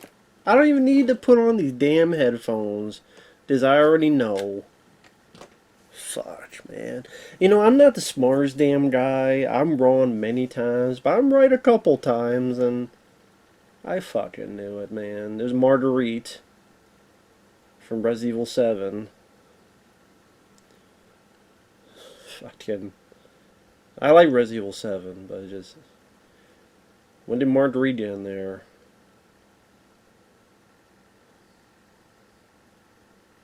With a face like Rose McGowan. Oh, that's a neat effect. Ripped the face off and now it's like multiple jaws. That's a neat effect. I'd be like, cool. I'd be different. Like, whoa. How'd you do that?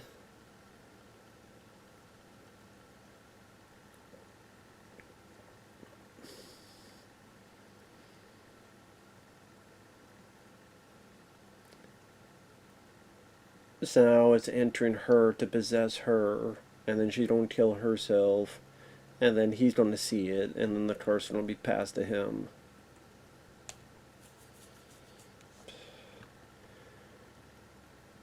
Well, I mean, a cop... well, actually, no, he didn't hear. Unless Rose ever... I don't know if Rose ever told him. Probably didn't tell him. But yeah, he wouldn't know, and that prisoner... Well, that prisoner might be like, you tell me. I'm gonna beat the shit out of you. I mean, a cop could find a criminal and use another criminal and take two criminals and kill one in front of the other and then pass on to him and lie about it and shit. Could always do that. I would run, dude. I would just like, you hey, go get me. I'd be like the guy from Night of the Demons. Oh, what the hell was his name? It's my favorite character in that movie.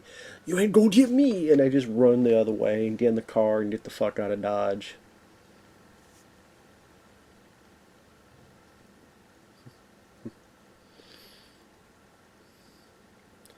So she burns herself, and we see it through the eye, and then he's possessed.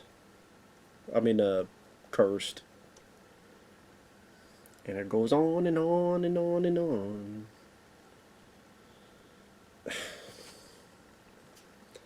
Four producers, and is that your producer?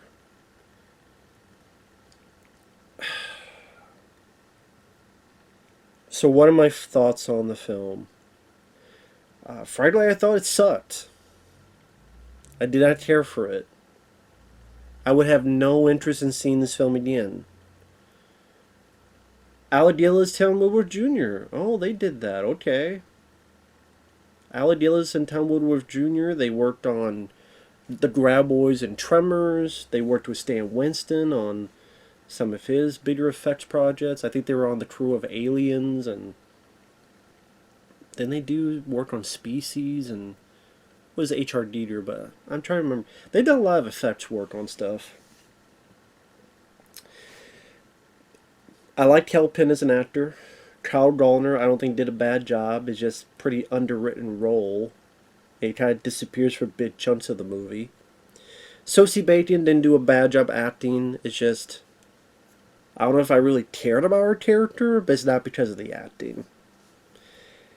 The creature effects, pretty neat. That face ripped and the reveal of all the jaws. Kind of a cool practical effect. I'm a sucker for that.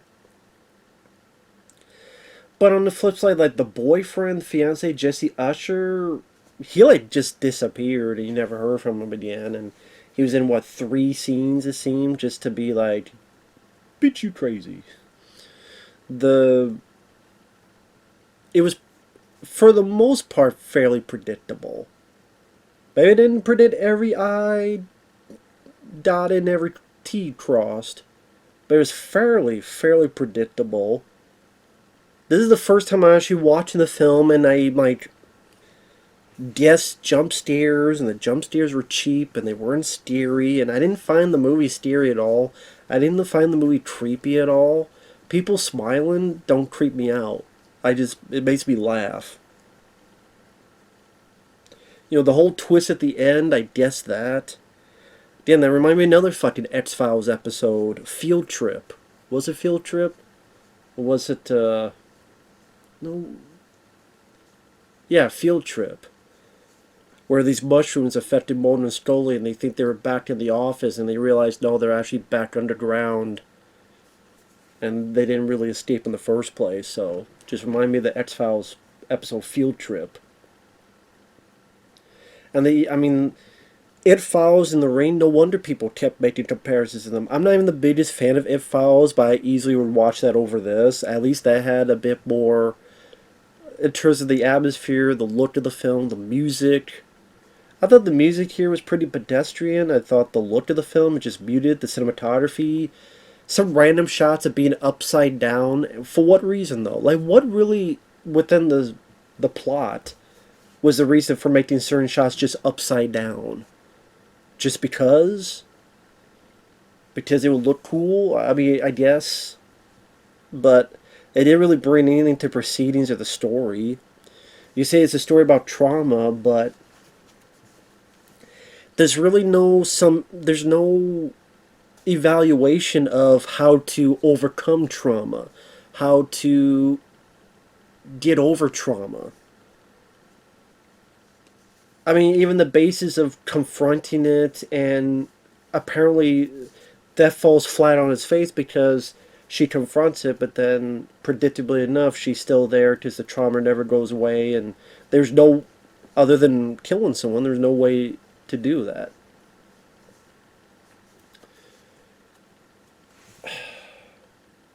It wasn't scary. I thought it was really dull, really boring. I don't think this film needed to be 2 hours long. I really don't. And it feels like a number. It's not bad just because it feels like a number of movies I've seen. I did this for movies I love that have done the same thing. It's just it does that, but it's also a really dull, boring as shit movie with